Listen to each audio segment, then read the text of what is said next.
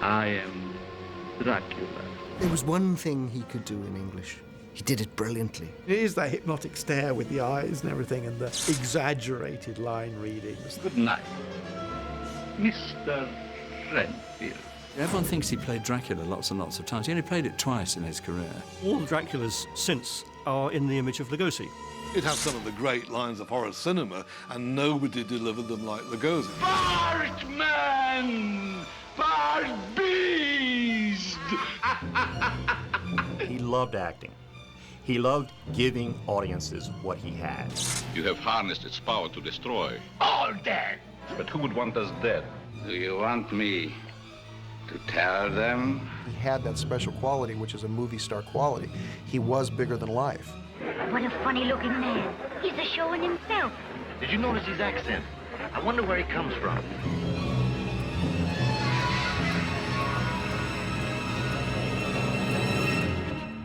Lugosi defined the horror star of the early 1930s because, first of all, he was attractive.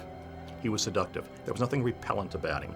He was able to sort of hypnotize, lure the audience into being on his side, actually seeing the world through his own vampiric eyes. I never saw a performance where Lugosi didn't look like he was giving it his all. I mean, he was a very robust actor, and he always came through. Bela Lugosi is the most intense movie star in the history of motion pictures. He had to be a horror icon. For one who has not lived even a single lifetime, you are a wise man, Van Helsing. Well, a horror icon is more than just a great actor. He's a magician. He's a conjurer. And he's able to work a magic on an audience in which not only do they believe what he's doing, despite whatever the makeup might be or the crazy story or whatever, but is able to actually enchant the audience. Bela Lugosi was the consummate expressionist talkie actor because he played every moment like it was important. We think that's what vampires look like. They need to have the widow's peak. They need to have that bone structure, that physiognomy.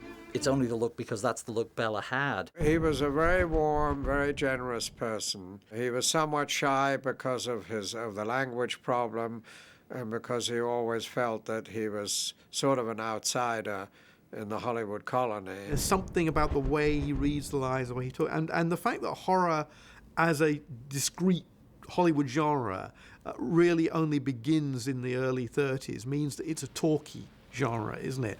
And I think that the fact that these monsters talked was one of the big things that set them out. The spider spinning his web for the unwary fly. The blood is the life, Mr. Renfield. A greater part of the rest of being a horror star is just being typecast in horror films, making a lot of horror roles. And I don't know if it's anything anyone would have chosen. Universal City was looking for a way to make its name in Hollywood. It had been around for years. And Junior Laemmle wanted to make his mark in movies, and he loved horror films. And he wanted to make Dracula. His father thought he was crazy. The novel is so convoluted. It's a most extraordinary piece of writing structurally, with notebooks and journals and recording machines. What Dracula the film does, which in a way is a travesty, people would argue, it simplifies it so that the essence of Dracula emerges very clearly. It was very daring. All the story advisors were telling them, don't do it. This is madness to make this film. But Junior was determined. He went ahead. And, of course, the trick was they had to find exactly the right actor to play Dracula. When the part of Dracula comes up, I know Lugosi is by no means the first choice. They were thinking, of course, of Lon Chaney Sr., but Lon Chaney Sr. died from throat cancer. Then they were looking around for a likely Dracula, and not an easy part to cast. I think the obvious choice was Conrad Veidt, who had a solid background in making that kind of movie in Europe. You know, he'd been in Caligari, Hands of Orlac. Conrad Veidt didn't want to do it because he wasn't comfortable with the language, and he had moved back to Germany. Now, he would have been possibly a perfect Dracula, because he would have looked much more like the Stoker character, perhaps. Universal had drawn up a list of other actors who could play the part, and some of them were people you've never heard of now. Looking around, you could probably have found many a person who would have been better suited. Lugosi got the part because he'd played it already. He was the default casting choice. They just got the guy who'd done well on Broadway. He let everybody know he was desperate for this part of I really, really want to play Dracula. So, I mean, when they actually made the offer, they realised they'd got him over a barrel, and they got him for $3,500, I think, for 7 weeks' work or something. Listen to them. Children of the night. What music they make. Lugosi worked in Hungarian State Theatre in Budapest. He was a well-practiced stage actor, which gave him technique and presence. He was the first real person to leave the stage and bring theatricality to the horror field. What it feels like he's grabbing is the locus of attention for what both before him in literary and to a lesser extent dramatic terms, and looking ahead in cinematic terms. Lugosi as Dracula was this demon lover. He was this Valentino from hell. He was this seducer. The mannerisms that he brought to it and the supposed story of him learning the lines phonetically, which gave him a sort of a silky oiliness that is actually extremely creepy. This is very old wine. I hope you will like it. Lugosi could barely speak English and had learned many of his lines as a stage actor phonetically, which gave him extraordinary powers of concentration. There's very little that's spontaneous or haphazard. It's an extraordinary, concentrated performance. It's almost like a ritual or a mime. It's the darkest romance you can imagine, but nevertheless, there is this almost matinee idol quality to some of what he brings to the part. He identified himself absolutely, totally with the part, and I think that this is what gives Lugosi's performance as Dracula its great power and its ability to last, is that there's no distance, I don't think, between Lugosi and his character, his role in this film. He is Dracula. The way that the film was sold, the strangest passion of all time. This is clearly the hook on which Lugosi hangs his performance. It's positioned, I think, precisely halfway between silent cinema and sound cinema. And the great opportunity for directors of this generation was that they had a medium that they could make it up as they went along. There were no real rules. You've got the combination of Todd Browning on the one hand, who clearly was fascinated by the dark side of humanity, and the other, the outsider figure, and Lugosi bringing this sort of commitment to his performance. I think it gives the film an extraordinary presence and an extraordinary kind of otherworldliness that really is, I think, heightened by the relative absence of dialogue. Browning, of course, had an eye for the macabre and the sinister, having worked with Chaney. Bela Lugosi was in the right place at the right time, and this was his moment in time. He spotted what we now find obvious in Lugosi's screen persona. It really defined the whole era as far as the kind of horror tragic hero that Lugosi personified in that film. The end of the Dracula, it turns out Dracula is a vampire. And now that seems the most natural thing in the world. But the fact that Dracula clicked meant that now it was part of a whole new genre. There was another genre it could be part of, the horror film. Once Lugosi became Dracula in 1931, in the public's mind, that's what Dracula was. If the first Dracula had not been successful, there wouldn't have been another one. But because it was successful, there was another, and another, and another. People associated Count Dracula with that look forever. It was so strong that you couldn't exorcise it ever again. It was hypnotic, and you hear all these accounts of how women would kind of faint in the cinema when Dracula first. Completely different. He's a lounge lizard rather than a military lizard, which he is in the original story. So the folklore Dracula has gone. That's a hell of a thing to have done. And when you look at the circumstances they were made in, a lot of it was accidental, I think. For the first time in history, the American horror movie is born.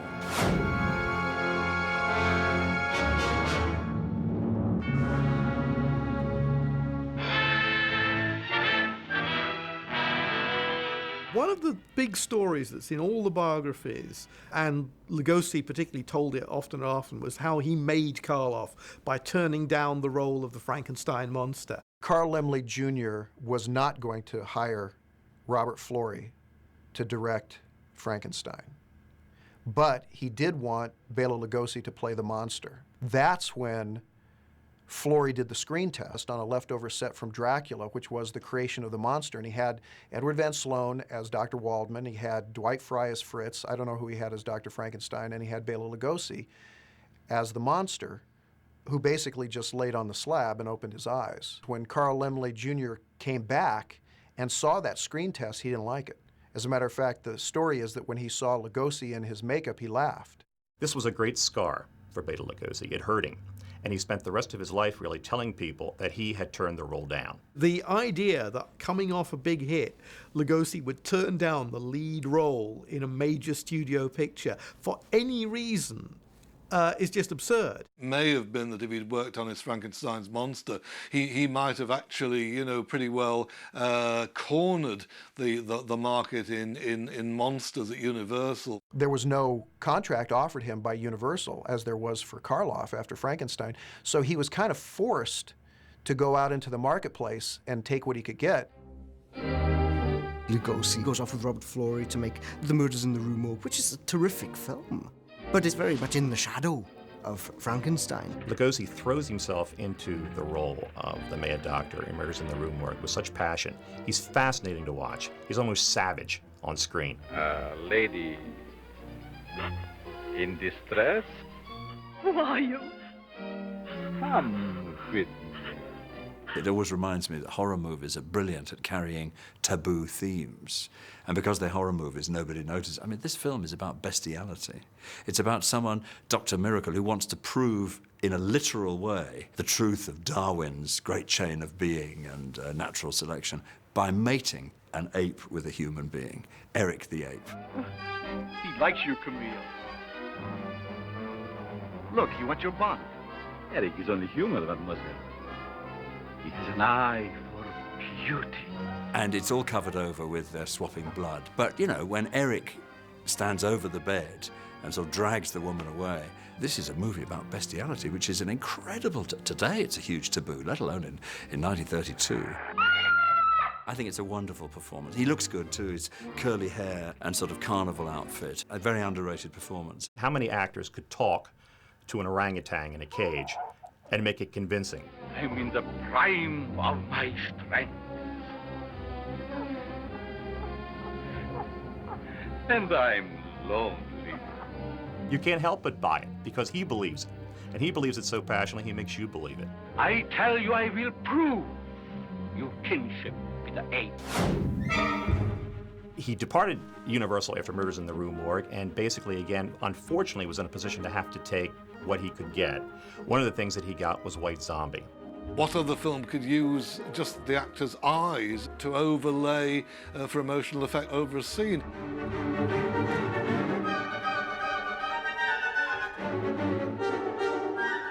He played the role of Murder Legendre, the zombie master.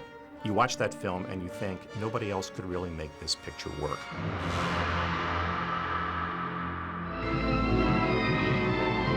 Lugosi went into Island of Lost Souls in the fall of 1932, right about the time that he declared bankruptcy, and was basically taking any job that came along. What was probably going through his head on the set at Paramount at that point was, I'm going to show everybody I can be a big hit in makeup too, just like Karloff was as the monster. But unfortunately, the role was not that big. It didn't give him that much scope, so he was kind of shuffled off into the corner there.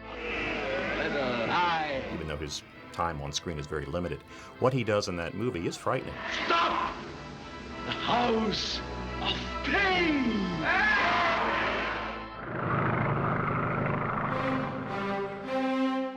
Universal clearly saw early on in the horror boom that if one monster was good, two were probably more than twice as good. These two absolutely iconic images are going to be put together in a film. You actually get Frankenstein and Dracula together. The Black Cat, first of all, as a movie, is a masterpiece. And one of the main reasons is because of the casting. Lugosi, cast against type, brings a lot to that role. Because Lugosi himself, as an actor, is very strong. He's very masculine. He's very controlling. And Dr. Vitas Vertigas, the psychiatrist, he could have been played as a very tortured man. Lugosi gets the tortured part, but he emphasizes stuff that I don't think that Karloff in the same role would have emphasized. I too am going very near there. For the sport? Perhaps. I go to visit an old friend. That fierce passion for revenge, and yet the desire not to hurt anybody except the one he wants to revenge against. His part was completely revamped. After the original version of the picture was shot, in which he and Karloff were both the villains, they decided that they had to lighten up the movie because it was just too horrible. And so they reshot a good portion of it to make Bela the hero. And people grumble about, well, geez, they probably ruined it. Well, actually, it's a terrific movie. And Lugosi's great on it. It's one of his best performances. Where is she?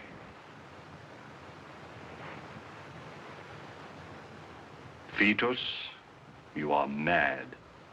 Where is she? I think there is nothing else that Lugosi does that really quite matches the moment at the end of The Black Cat, where he goes crazy and begins to skin Boris Karloff alive, begins to skin his enemy Hjalmar alive, and this suave, smooth, cultured individual for whom we have felt nothing but sympathy and pity throughout the film. And all of a sudden we see this enraged, insane madman underneath who will commit this appalling, atrocious act. And it's not that it isn't justified in some crazy, insane way, given the craziness of the film generally, but that it is so monstrous. Did you ever see an animal skin, Hjalmar? That's what I'm going to do to you now. Tear the skin from your body, slowly, bit by bit. You suddenly think, I've got it all wrong. He's the mentalist. He's quite sane, really, compared to him. This is the nuts. We're seeing two of the greats of the horror cinema for the first time, up there against each other. It's 60-odd minutes of absolute delirium and delight. The only movie that gives off sort of evil vibes is The Black Cat. There's a palpable sense of evil in that picture, which is quite remarkable. The red switch ignites the dynamite.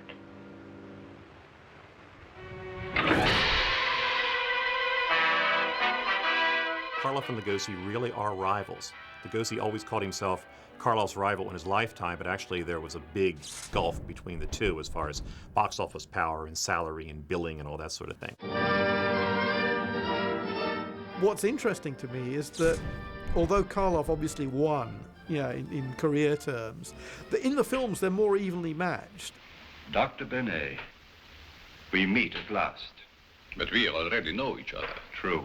If given the opportunity, Lugosi can steal scenes from Karloff. You can probably understand why Lugosi wanted to be, in a sense, the screen nemesis of Karloff. You have never seen eye to eye. That is because I've always looked 200 years ahead of your theories. Finding how many syllables you can get in an apparently 1 or 2 syllable word, that was his favorite trick. And okay, that was his accent, but he knew how to play it. You can only live if you use a small amount of it at regular intervals each day, all the days of your life. It's a simple question of linguistic competence. He may have been the world's greatest Hungarian actor, but he died the world's greatest Hungarian actor. At midnight we bolt all doors and darken the entire house. His face and hands will appear like phosphorus, regardless of any disguise. And, if he touches anyone? They die. I can change your face. Then do it. It isn't plastic surgery, but there is a way. The interesting one is The Raven, which is a Lugosi movie where Karloff is the stooge, where in fact quite a lot of the film is about Lugosi tormenting Karloff and doing terrible things to him. And actually that's one of the great Lugosi performances. I mean, it's probably his best villain role in that he gets to do more evil things. Lugosi's playing Volin, this deranged Poe-obsessed surgeon who has a torture chamber in his basement.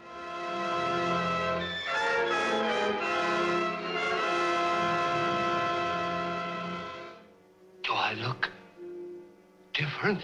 The way they play off against each other there, again, is, I think, it's extraordinarily powerful. You're monstrously ugly. Your monstrous ugliness breeds monstrous hate. Good. Lugosi really tears that one off.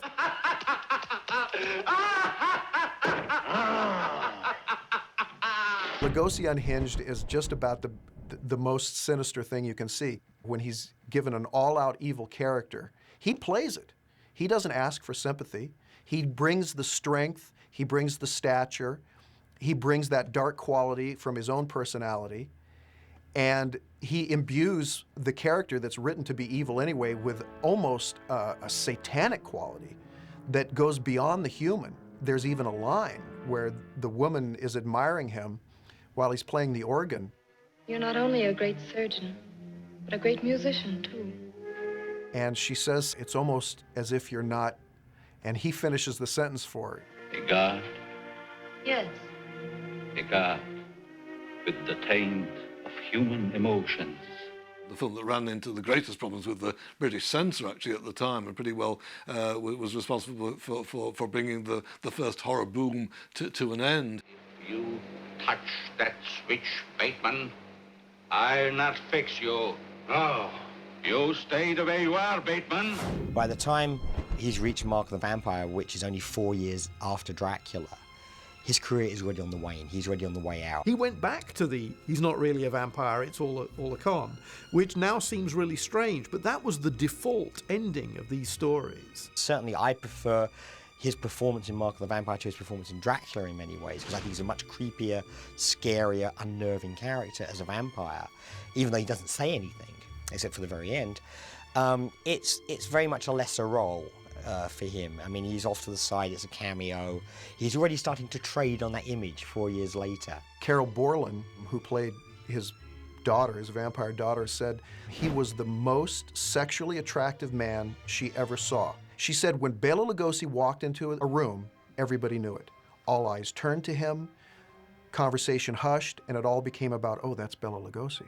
It's probably one of the last major movies from a major studio he would appear in for the rest of his career. The stigma of Dracula really did haunt Lugosi, and come the late 30s, he really had a very hard time finding work in Hollywood. In fact, he had 3 different agents in 3 years because of the fact that nobody could deliver the goods for him as far as getting him work. He lost his home in the Hollywood Hills.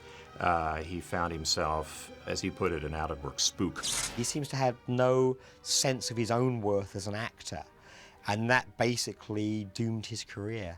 The voice and the facial expressions, which are almost mask-like, limited his range as an actor. Lugosi just wasn't that lucky, I guess. I mean, so whatever he did after that, they say, well, he wasn't as good as he was in Dracula. That was the high point of his career.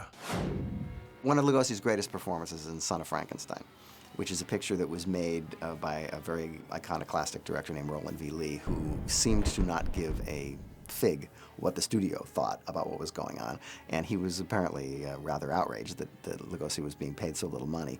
And he made a decision not to shoot him out and to keep him on the picture, and probably built up his part somewhat. And it's an amazing performance. It's a terrific performance. Frankenstein, like your father, eh? Yes. But I can't mend a broken neck. Nobody can mend Igor's neck. It's all right. It was certainly his greatest acting performance, magnificent performance, and it really blew up the myth that all he could ever play was Dracula. This was a character about as far away from Dracula as you could ever imagine. Dracula would never bite the broken neck of Igor. I think this is a one chance he has to be a proper stage type actor in movies, and I think that there's a delight in that performance. Nobody else could play the role. I mean, he even, dare we say, he almost supplants Dwight Fry's assistant to Frankenstein in the first films. They die dead. I die live. There must also be a kind of delight in the fact that he's in a film finally and Karloff has the boring role. The monster isn't very interesting in Son of Frankenstein. Everyone else is good. 8 men say Igor hanged. Now 8 men dead. All dead. He has a kind of peasant warmth to him that you didn't think Lugosi had, because he wasn't cast in parts like that. It shows that if given the chance, he really could have been a very, very fine, effective character actor who delivered the goods. But somehow the word didn't get round, and he was just indelibly said, "Do Dracula." Everyone would go out to him, "Do Dracula." In the late 1930s, early 1940s, Universal saw Bela Lugosi as a featured player, and he had supporting roles in films like Black Friday and The Wolfman, And he was Igor again in The Ghost of Frankenstein, but again, even then, that was considered a supporting role. Sadly, the clearest example, I think, of not so much Lugosi's limitations as an actor, but simply the fact that however well he might act, you're going to hear Lugosi, and perhaps by now you're going to hear Dracula, is his gangster in that very strange film, Black Friday. So what about our dough? We ain't got it back yet. Yeah, how about it? Mr. DeVore, it would have been poor business to kill Red unless I knew how to locate the money. What you hear is Dracula in a gangster suit. In the subsequent pictures, Lugosi starts declining. He is getting more and more sidekick or stooge or victim parts. Obviously, Val Lewton brought him back for the Body Snatcher and paired him once more with Karloff. And for what is basically a cameo role, he gives a really great performance. Unfortunately, concurrently with these kind of films, he was churning out these Poverty Row films for Monogram and PRC, where although he got top billing in the films, and he is ostensibly the star of these films, they were Poverty Row quickies that were shot in 3 or 4 days, where he would be demeaned to the state of having to wear, gorilla suits and run around and scare Una Merkel and people like this. And the Devilbat, which is, a triumph. I mean, because he's great in this movie. There's a sour irony to the way he plays the part that I find just irresistible. It's not a look of condescension. It's a look of they don't know what they've got trapped in this nonsense. I'm Bela Lugosi. I can't imagine what he felt as an actor. Did he feel that maybe his career was over and he just was going to take the money and run? The appeal, obviously, of doing the PRC and Monogram pictures was that, he was the star. Clearly, he was very much bigger than almost anything else around him in those movies, including, dare we say, the sets. Most of those films would be agonizingly unwatchable without him. The reason they're fascinating primarily is because he is the whole show. There are very few who can just completely take a film where everything else is bad and still make it something that you'll find yourself watching once a year for the rest of your life. He would take smaller roles in B movies, especially for Universal. So he would turn up as Bela the Gypsy in The Wolfman because it's a great role for him. It's a good signature role. He's working with real actors and real budgets, and he's very good in it. What did you see? Something evil? No. Now go away. Go quickly. Go! Yes, I'm going! In the series, The Ghost of Frankenstein, Lon Chaney Jr. had played the monster, and it ended with Igor's brain being transferred into the skull of the monster, Igor being Bela Lugosi. The monster, played by Lon Chaney Jr., now talks, and he's got Lugosi's voice, which is actually a very creepy, great moment in that picture. What have I done? I'm Igor. I have the strength of 100 men. I cannot die. I cannot be destroyed. I, Igor, will live forever. So I think they figured, well, okay, now look, Lugosi's essentially the monster now, so let's have him play the monster in the next picture, which is Frankenstein Meets the Wolfman. But because of his health and his frail nature and the fact that he had to be doubled through, half the picture. Worse, part of the plot is that he went blind in the last movie from the wrong blood type, and so he plays the part correctly. He plays it as if he's blind.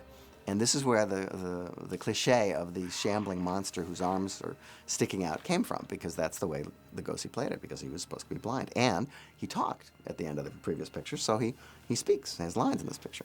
So the story goes that they showed the movie and everybody laughed at his Hungarian accent, which doesn't really make sense because he's actually Igor. But for whatever reason, they decided they were going to cut all of his dialogue and all the references to him being blind. And worse, the guys who doubled him in stuff that must have been shot later, they doubled him as if they could see. So unfortunately, even though the movie is extremely well directed and beautifully photographed, Frankenstein Meets the Wolfman, it kind of doesn't make sense on a lot of levels because of a lot of the editorial interference. Something slightly pathetic about Lugosi's monster when he finally gets around to playing it. I don't think it helped him at Universal. I'm sure that somebody had to blame. That's one of the great things about the movies is, who can you blame? When something's wrong, you gotta blame somebody. And I think he was in a position where it was pretty safe to blame him. And so he didn't work for Universal again until Abbott and Costello Meet Frankenstein, which was, a different regime. And even that, I mean, it's a stooge role to comedy characters, isn't it?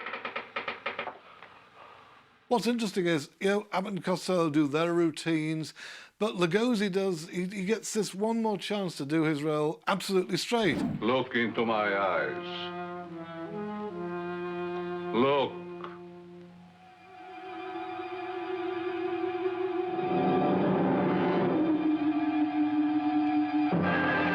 It's kind of moving as well as anything else. His playing is, it's a revival of the role that he knew was always his, and maybe there's almost that sense that he was making that one last bid to establish that nobody else could play it. He's wearing a little bit too much makeup, but you can see this is a guy who is royalty. He's used to be treated as the most important guy in the room. He is Count Dracula, even though he's aged. Abbott and Costello throwing pies at each other between scenes and all this madness going on the soundstage, and here's Lugosi having to try to recreate this character among all these crazy things going on around him. But he did it, and he had a very good time.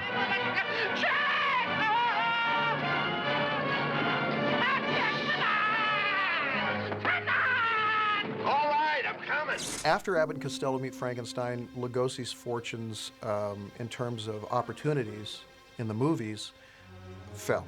Lugosi in later years didn't have nearly as much good fortune to be able to work on stage, although he did lots of summer stock appearances in Dracula and Arsenic and Old Lace. I became friendly with him and was able to arrange for a provincial tour of Dracula to be set up in England, which went quite well. And while he was there, I was able also to set up a film titled Vampire Over London, in which he played a role that was a sort of spoof of his Dracula character. And he was very amusing in it, and he did it very well. When you get to the Ed Wood period, it gets a little too poignant for me. I mean, if you look at Bride of the Monster, which I don't recommend, but if you do look at Bride of the Monster, he's giving it his all.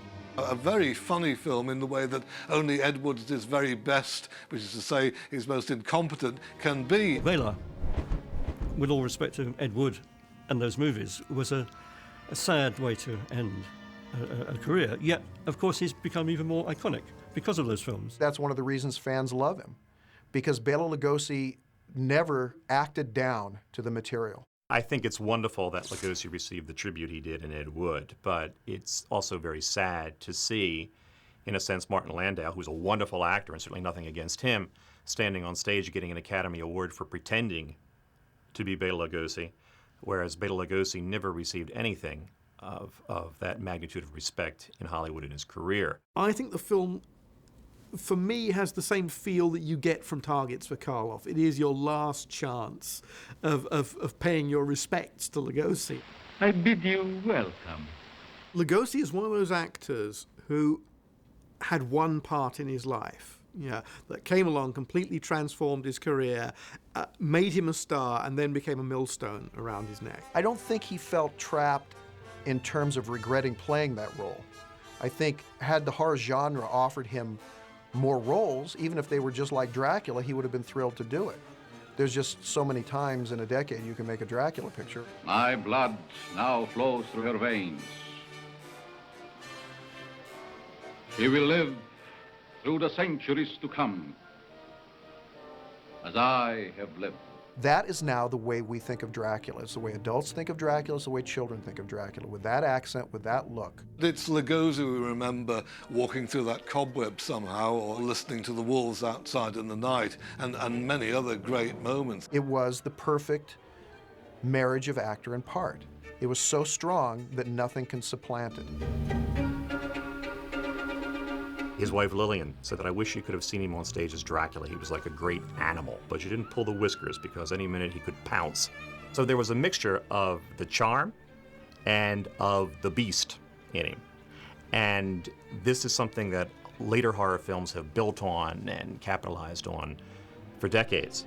And they owe it all to this Lugosi persona. Some people could call it hammy, but I don't think so. I think there's a body language, there's a grace to him. There's a grace and an animal confidence. I think with Bela Lugosi, they enjoyed more the vicarious thrill of seeing someone being completely evil and almost succeeding with it. Partly nostalgia is at the root of why Dracula is still popular. I mean, it's a great black and white horror movie, particularly in the most anthologizable moments. You cannot think of anybody but Lugosi with those lines, and I think you can never really think of anybody but Lugosi in that cape either. No wonder he was buried with it. And you watch him even in those very, very lamentable films. He's still playing as if he's playing Shakespeare. He's still acting as if this is the greatest script in the world. He's still acting with the actor's dream concept that somewhere in the world, somebody who needs entertainment is watching me in this movie. And for that poor soul, I'm going to give him or her everything I've got.